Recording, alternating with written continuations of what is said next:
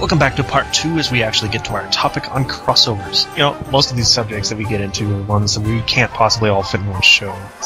And I'm not going to just spew off every single crossover I can think of, so if there's something I miss, you don't necessarily have to point it out, because there is a lot of them out there, especially if you include the cameos too, and I do intend to. So we'll be talking about a lot of these, but we'll also be talking about a lot more than just everything that comes to mind. So crossovers are a big deal on the internet these days.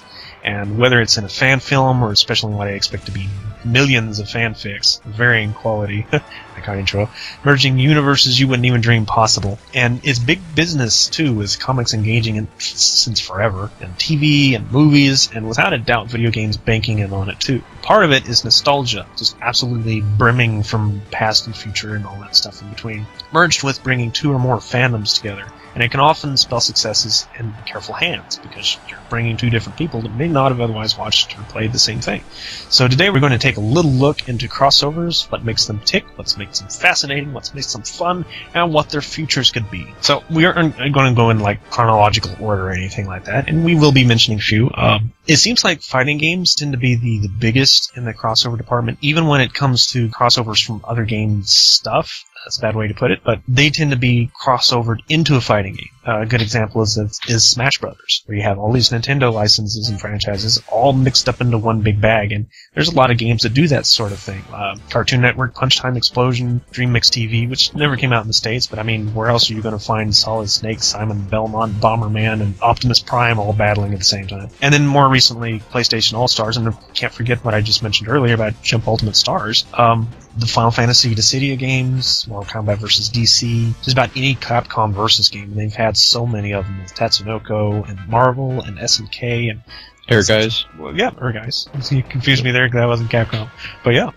No, it was Square. And in a way, Guys, despite the fact that it had the Final Fantasy VII characters in it, is also a minor crossover with Tekken. A lot of people may or may not realize it, but some of the Tekken staff was actually involved in the Guys production. That is why God Hand's real name is Ken Mishima, and Mishima you will recognize as the infamous Heihachi Mishima conglomerate last name. So there is a tie-in with Tekken too, so small world. There, Grover. You got it? Uh-oh. It is unfortunate. Grover's flying away in his beautiful balloon. No, it's up and away, my beautiful.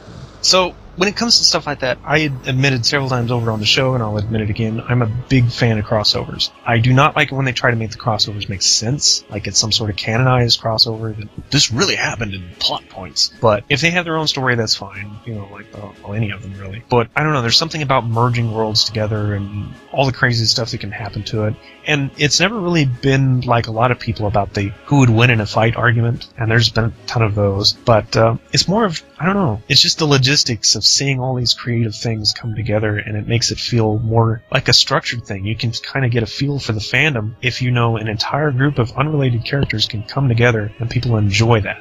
My eyes are getting bigger. You're what? My eyes are getting bigger. Why? Because you're quiet. Oh.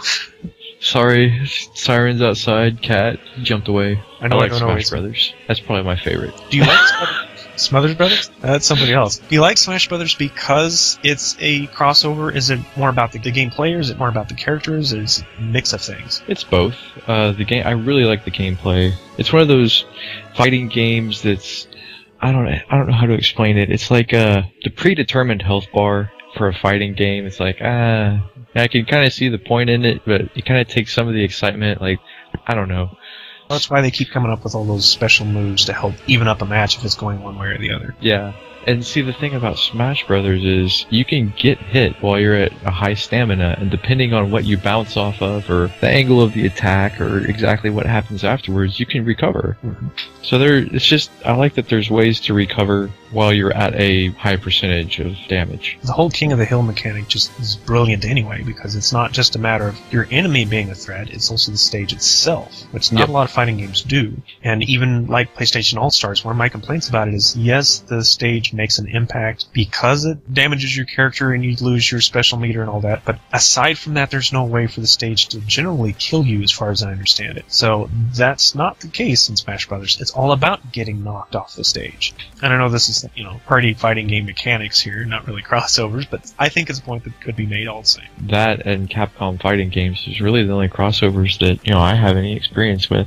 sometimes it's just little cameos here and there. I mean, Street Fighter Cross Tekken is a crossover itself. There's Cole from Infamous, there's Pac-Man, of course, and then you've got the two cats from that PSP game. Completely skipped my mind, but it's kind of like a Sony mascot for them from PSP over in Japan. So there was cameos like that in that, but that's been going on for a long time. One of the more famous cameos of all time is Clay Fighter 63 1/3 with Booger Man and Earthworm Jim. Earthworm Jim? Forgot about those. Dead or Alive with Ryu Hayabusa from Ninja Gaiden, to the point that they've actually merged their worlds. They coexist in the same universe now, so... Yeah, Soulcalibur has the Star Wars characters, and... Well, ever since Soulcalibur 2, they've always had a guest character. Originally, it was Heihachi from Tekken, and Link from Legend of Zelda, and Spawn from Spawn, depending on which system you had. And Yoshimitsu, who's been a kind of a reoccurring character ever since, even though I think he's technically supposed to be a ancestor to the Yoshimitsu of Tekken, but...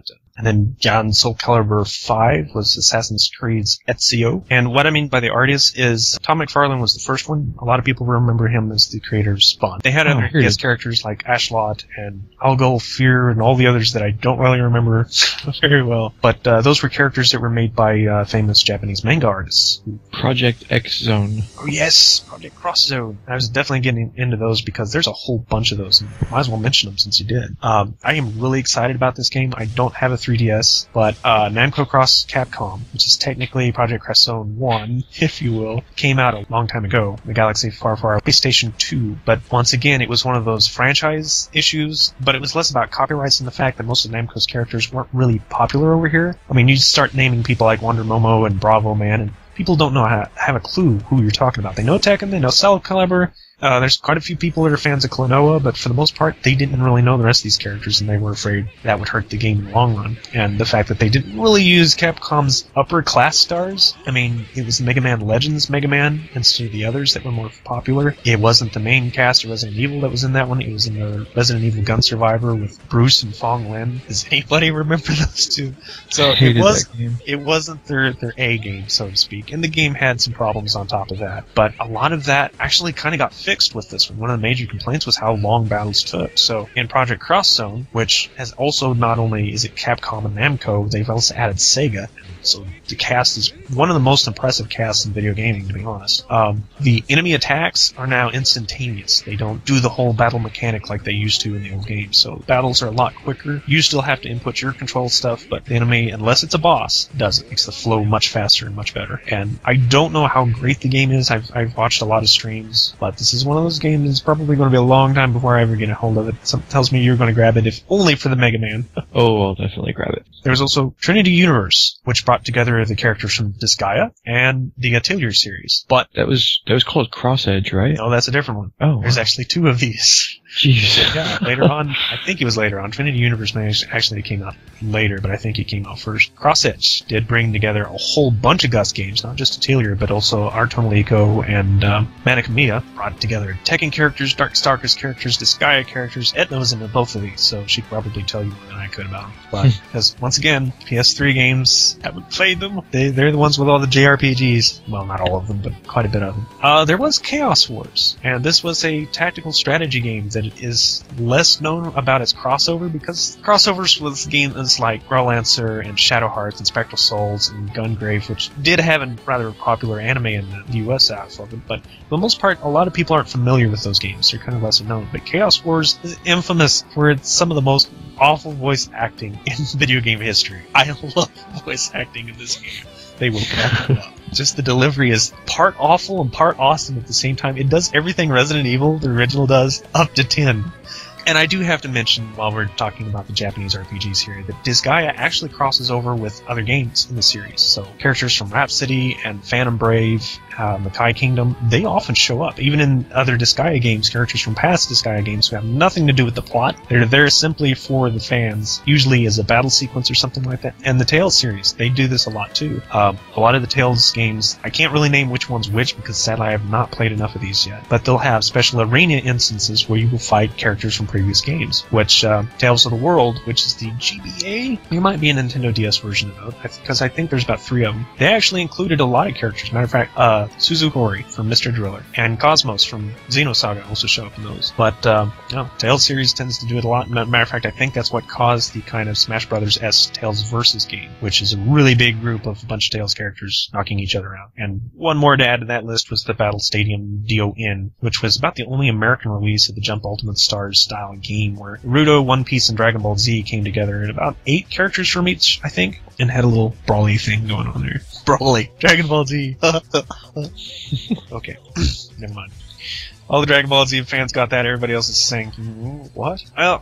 And I'm doing this anyway. I said I wasn't going to do this, and I'm just name-dropping game stuff. So let's bring in something that hopefully you can join in a little more on, and that is what makes crossover so fascinating to people. Well, it's like, for as long as I can remember, back when I was a kid, you'd have these arguments of who could beat who in a fight when you're talking about superheroes and video game heroes and even sometimes supervillains. So it kind of, in some essence, I think it has to do with that, especially with the crossover fighting games. I think it's just mostly that whole, I get to play all these really cool characters and they're all in the same game. Mm-hmm.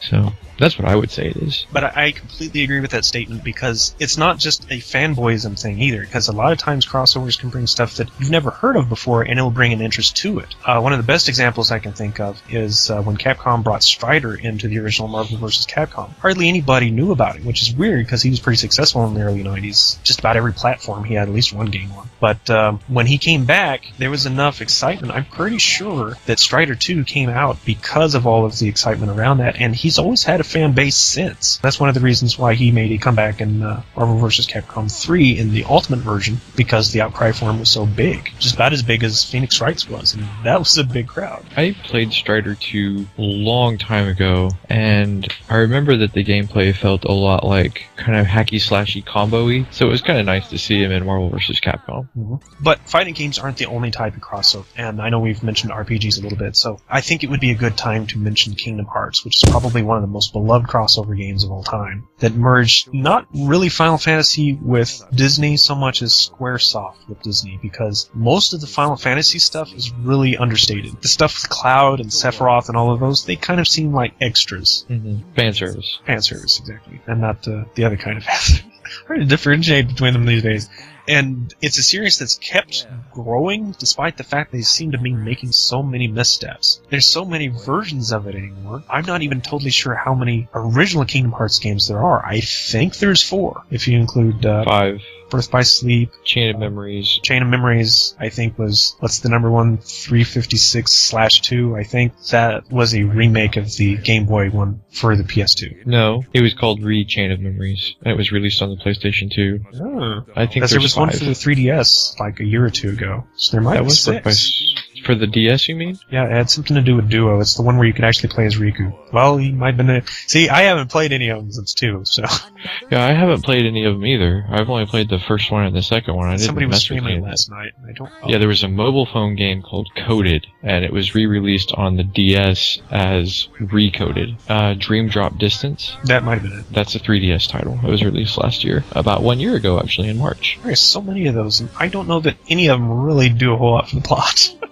No, I kind of stopped paying attention to the plot, to be honest. It is probably one of my favorite PS2 series. And not because if it's a crossover, because I like Disney and all, but I don't really have the fanboyism that a lot of people do toward Disney. And it's not because of their more recent attitude about 2D animation anymore. Crossovers are everywhere. Another famous instant is Data East. These guys don't make really games anymore because I think they're bankrupt, but I have no idea who actually owns their stuff. It seems to be separated out, one of which I know is owned by a cell phone company, but I don't think they've done much with it. But Karnov, he had his own game at one point, but he has made cameos in just about every single game Data East has ever made. Some of their Space Invader stuff he would show up in. Bad Dudes, he was one of the mini-bosses in. He was the boss in the fighting game Fighter's History, so that Karnov guy got around. The Super Mario Kart series is a little bit of a crossover, but not really. It's all Mario characters. Technically so, because Donkey Kong's really always been in the Mario universe because Donkey Kong had Mario in it to begin with. Yep. Not that you don't see other racers mimicking this. There's Konami Crazy Racers with all its Konami characters, and Sega All-Stars Racing, and I think there was a Sega All-Stars. There actually was a Sega All-Stars Racing Transformed, which had Wreck-It Ralph in it. I have that game. Oh, I didn't know you bought it. Yeah, it was on sale, so I bought it. Does it irk you as much as it did me that Wreck-It Ralph sounds nothing like the guy that voiced him? It really was kind of weird. It's like, what? I mean, out of all the voice actors in the world, they couldn't find somebody to do a better impression. I get that they couldn't get the real fella, which, once again, I'm skipping out his name, but... Is it John C. Reilly? Yeah.